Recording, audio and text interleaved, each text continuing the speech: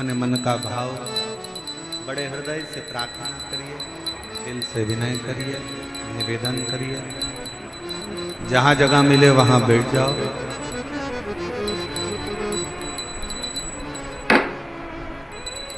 और बड़े भाव से बाबा को निवेदन, प्रार्थना, विनय करिए। हृदय से बाबा को अपने मन का भाव कहिए, विनती करिए, प्रार्थना करिए।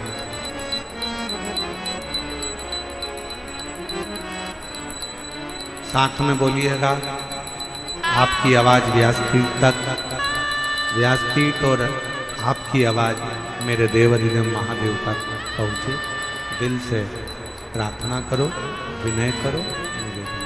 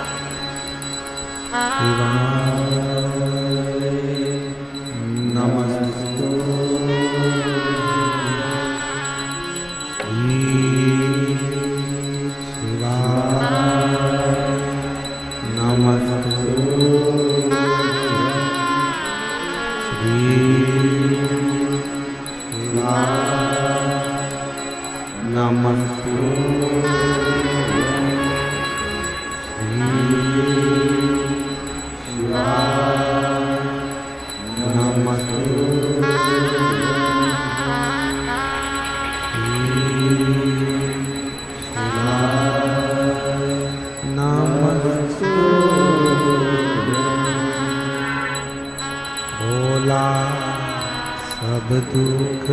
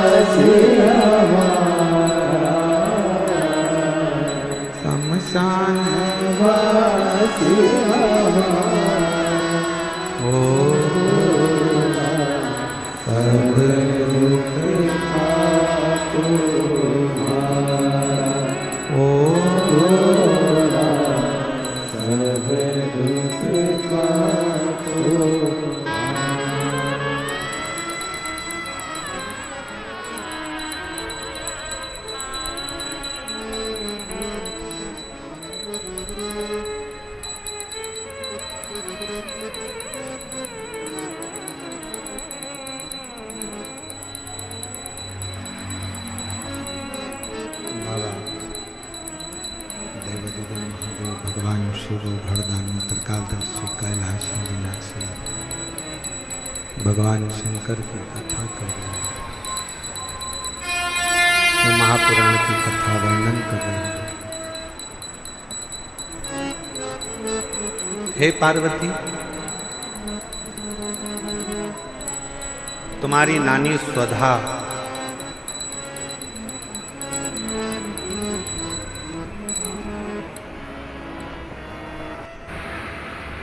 जिन्होंने तुमको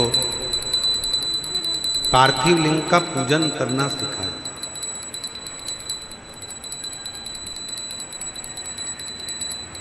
एक बात अपने अंदर उतार कर रखिए कि जिस घर में बच्चों को शिव के प्रति अगर थोड़ा सा भी प्रेम घर के बच्चों को होता है, माता पिता ने अगर अपने बच्चों को शंकर से प्रेम करना सिखा दिया, शिव की पूजन करना सिखा दी, घर के बुजुर्ग माँ बाप ने अगर अपने बच्चों को एक लोटा जल चढ़ाना, शिव के मंदिर भेजना प्रारंभ कर दिया, तो याद रखना तुम्हारे बच्चों का बाल बांका दुनिया में कभी नहीं हो सकता, कभी भी। बोल बम का नारा है, आवाज नहीं आई, जरा दमदारी से बोल बम का नारा है। अपने बच्चों को हम कल भी कथा में कहे थे, उच्च शिक्षा दीजिए, विद्याध्ययन कराइए, अच्छा कॉलेज पढ़ाइए, अच्छा स्कूल पढ़ाइए, बच्चों को अच्छी एजुकेशन दिलाइए, और उस एजुकेशन के साथ बच्चों में थोड़ा थोड़ा थोड़ा थोड़ा संस्कार डाल दीजिए, थोड़ा शिव के प्रति भाव व्यक्त, और वो कहीं ना कहीं आपके जीवन में भी काम आएगा, और वो कहीं ना कहीं हमारे जीवन में भी काम आएगा।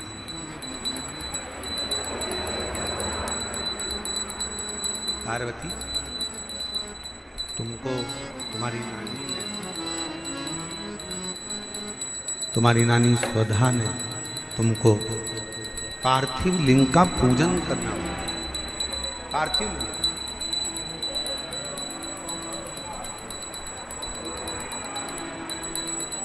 और बड़ा सरल है। ए मेरी जीजियों, हम जानते हैं दिल्ली में आप लोगों को कहीं मिट्टी नहीं मिल सकती या कोई सामग्री ज़्यादा नहीं मिल सकती, पर शंकर जी की पूजन में ज़्यादा सामग्री की जरूरत भी नहीं है। आपके घर में अगर कोई गमला हो ना, आपके घर में कोई क्यारी हो, गमला हो, कोई फूल का गमला हो, कोई पौधा लगा हो, उसी गमले की मिट्टी को वहीं पर ऊंचा कर लीजिए, वहीं थोड़ा सा ढेला बनाओ, थोड़ा सा मिट्टी को ऊंचा, और उसी गमले की मिट्टी को ऊंचा कर कर वहीं पर भगवान शंकर की पार्थिव लिंग की पूजन वहीं कर लो, और एक लोटा जल समर्पित कर कर वहीं पर उस पार्थिव लिंग का विसर्जन भी कर, वही उसका फल बहुत।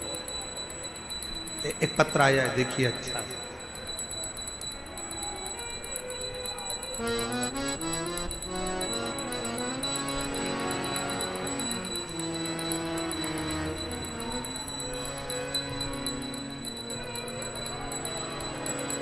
मेरा नाम उषा है, पत्र को आप लोग एलईडी पर पढ़ सकते हैं। मेरा नाम उषा है, मैं दिल्ली के करावल नगर क्षेत्र दयालपुर की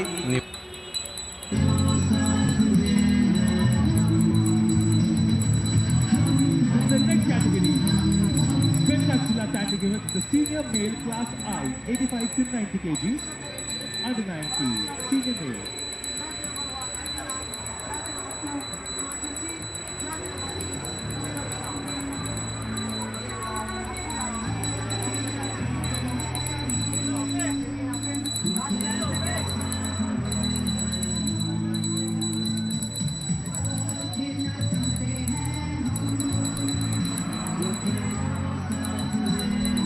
The next category is senior male class I, 85.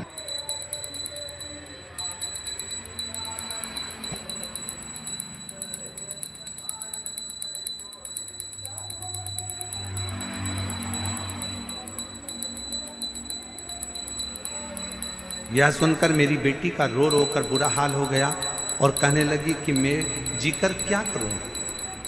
मैं आपकी कथा 4-5 साल से टीवी पर सुन रही थी, मैंने आपको कभी देखा नहीं, मिली नहीं।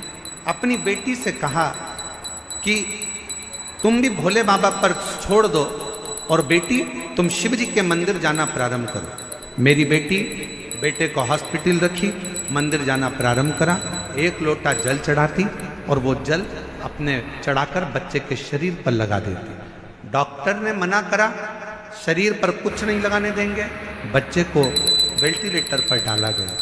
क्या करती है? शिव जी के मंदिर से एक बेलपत्र लेकर आ गई, बाबा को समर्पित कर दी। सूचना मिली आपकी कथा हापुड़ में चल रही थी। हम हापुड़ में चले गए, वहां की रज को प्रणाम कर कर, नमन कर कर, वहां की रज को प्रणाम कर कर शरीर पर लगा कर आ गए। और बच्चे को जब दूध पिलाने के लिए दिया तो वो रज मेरे बच्चे को लगी। बाबा, मैं बाबा को कैसे नमन करूं? 3 घंटे के बाद डॉक्टर कहते हैं कि इस बच्चे को वेंटिलेटर पर रखने की जरूरत नहीं है, ये बच्चा ठीक होना प्रारंभ हो गया। गुरुदेव, ऐसी कृपा हुई, डॉक्टर कहने लगे कि अब इसे वेंटिलेटर की जरूरत नहीं है, अब इसको वेंटिलेटर पर रखना नहीं है, जरूरत नहीं है। हम बाबा पर जल चढ़ाते और वही जल उसके पूरे शरीर पर लगाते। जब नली के द्वारा उसे दूध पिलाने का समय आता तब हम उस नली के भी भाग में थोड़ा सा जल लगा देते।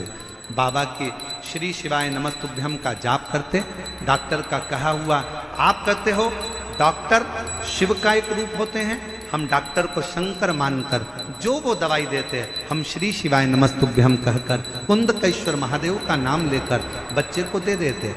डॉक्टर ने तो कहा था ये कोमा में रहेगा, उठेगा नहीं।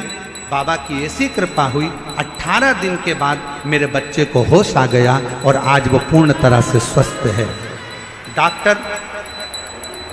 डॉक्टर का कहना था कि यह किसी चमत्कार से कम नहीं है कि बच्चा इतनी जल्दी रिकवर हो पाएगा और बच्चा समझ पाएगा। मैं शिव को प्रणाम करने के लिए यहाँ आई हूँ। मेरा नाम उषा है, मैं दिल्ली के करावल नगर क्षेत्र दयालपुर की निवासी हूँ। मेरा मोबाइल नंबर ये, कहीं बैठी हो तो आ सकती हूँ। शिव तत्व किसको कहते? और हम तो भरोसे हम तो बाबा के भरोसे चलते, शिव के आश्रित हो, शिव के।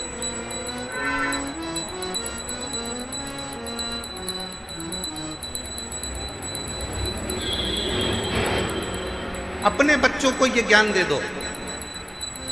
बच्चे छोटे हैं, उनको ये ज्ञान दो कि शंकर के मंदिर में जाया, मुख से उच्चारण करा करो श्री शिवाय। बच्चों को ये ज्ञान, उसका फल मिलेगा। तो फिर निवेदन करूं, कोई लेट बनता है, कोई जल्दी बनता है। शिव को जल चढ़ाने वाला एक दिन सेठ जरूर बनता है। शंकर कृपा जरूर करता है, जरूर। यहाँ पर एक बहन बैठी है, उसकी एक लड़की है। लड़की के दोनों आंख डॉक्टर ने निकालने का बोल दिया। बैठी है, देखो पत्र।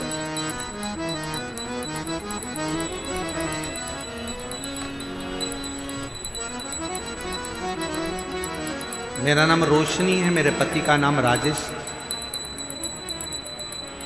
हम खोड़ा कॉलोनी के जिला गाजियाबाद की रहने वाली हूँ। मेरी बेटी का नाम पीहू है। गुरुजी, मैं एक लोटे जल का वर्णन करूं, मेरी बेटी की आंखों में कैंसर हो गया। 2019 में कैंसर की बीमारी आई। डॉक्टर ने कहा इसकी दोनों आंखों में कैंसर है। 2019 में हम आपको पहचानते नहीं थे। डॉक्टर के कहने पर हमने डॉक्टर साहब से कहा कि इसकी एक आंख निकाल दो, मना नहीं कैंसर से, पर कम से कम एक आंख तो रहने दो। डॉक्टर ने कहा इसकी दूसरी आंख में भी कैंसर है, इसलिए निकालना दोनों ही पड़े। हमने विनय कर डॉक्टर से केवल एक आंख 2019 में निकलवा ली। कैंसर के कारण एक आंख 2019 में निकलवाई और फिर 3 महीने के बाद इलाज के लिए गए तो डॉक्टर ने फिर उसकी दूसरी आंख में भी कैंसर बता दिया। हम आपको जानते नहीं थे गुरुदेव। किसी के कहने पर पहली बार आपकी कथा टीवी पर सुनी और टीवी पर सुनते से ही वो पहला दिन था जिस दिन हमने शंकर जी के मंदिर में जाना प्रारंभ करा। डॉक्टर कह रहा है कि दूसरी आंख निकलवाओ, कैंसर फैल रहा है। हमने शिव जी के मंदिर जाना चालू करा। डॉक्टर से दवाई ले ली। डॉक्टर को शिव का रूप मानकर उसकी दवाई को कुंदकेश्वर महादेव का नाम लेकर खाना प्रारंभ करा। गुरुदेव, बाबा की ऐसी कृपा हुई, आंखों पर शिव का जल लगाते और दूसरी बार जांच कराने के लिए डॉक्टर के पास गए तो डॉक्टर ने कह दिया अब इसकी आंख निकालना जरूरी नहीं है, इसकी आंख का कैंसर ठीक हो चला है। बाबा की कृपा से गुरुदेव 2019 के तीसरे महीने के बाद आंख निकलना थी, वो निकलनी नहीं। 2021, 22, 23, 24, 25 आ गया और बाबा की कृपा से अब मेरी बेटी को एक भी गोली की जरूरत नहीं पड़ती, मेरी बेटी की आंख थी। मैं बाबा को प्रणाम करना। हम तो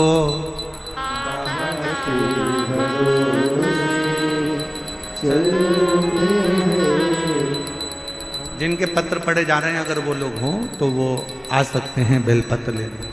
शिव तत्व कहा, एक विश्वास और फिर निवेदन है, सियोर वाले महाराज पर भरोसा बिल्कुल नहीं करना है। आपका और हमारा कोई संबंध नहीं, संबंध बनाना है तो मेरे देव अधिदेव महादेव से संबंध बनाना है। शंकर पर भरोसा, शिव पर भरोसा। जिसने हमारा हाथ पकड़ रखा है वो तुम्हारा भी हाथ जरूर पकड़े। उसको तुमसे कुछ नहीं चाहिए, ना तुम्हारी दौलत, ना तुम्हारा धन, ना तुम्हारी जायदाद, ना तुम्हारी सत्ता। उसको तो तुमसे केवल एक लोटा और जल भी हो तो ठीक है, नहीं हो तो 3 बार, वो भी नहीं हो तो मुख से बोल दो बम बम बोले, और अगर वो भी ना बोल सको तो मुख से बोल लो हर हर महादेव। और अगर ये भी ना बोल पाओ तो उसके मंदिर के सामने से मुस्कुरा कर निकल कर चले जाओ। वो भी ना कर पाओ तो उसके मंदिर के शिखर का मात्र दर्शन कर लीजिए, वो जीवन का सारा सुख प्रदान कर देगा।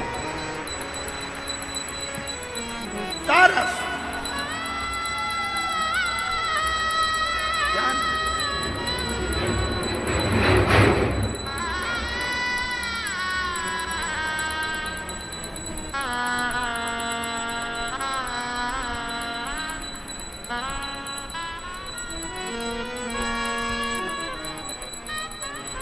वो शिव है, शिव,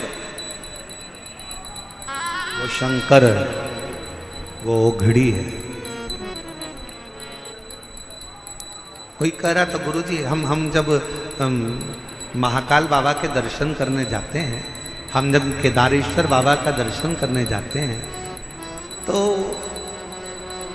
कोई कह रहा था गुरुजी हम जब महाकाल राजा का दर्शन करने जाते हैं तो हमको कैसे मालूम पड़े कि हम महाकाल जी का दर्शन करें, तो महाकाल बाबा ने हमको देखा कि नहीं देखा। हम जब केदारनाथ जी का दर्शन करने जाएं तो हमें कैसे मालूम पड़े कि केदारनाथ जी ने हमको देखा कि नहीं देखा। हम जब विश्वनाथ बाबा का दर्शन करने के लिए काशी जाएं तो हमको कैसे मालूम पड़े कि विश्वनाथ ने हमको देखा कि नहीं देखा। शिव पुराण की कथा कहती है जब बाबा का दर्शन कर कर आप उसके मंदिर से बाहर निकलो और आपके चेहरे पर किसी भी कारणवश थोड़ी सी भी मुस्कुराहट आ जाए, समझ लेना कि मेरे महाकाल ने तुमको देख लिया, मेरे विश्वनाथ ने तुमको, वो देख रहा।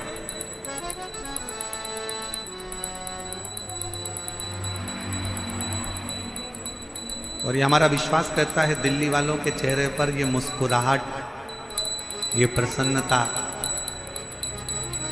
आज जो देखने को मिल रही है, हम कहें कि मानव सेवा शिक्षा संस्थान और यहाँ की पूरी पुलिस प्रशासन की जो पूरी व्यवस्था है उसके कारणवश आपको ये प्रसन्नता नजर, पूरी धन्यता है।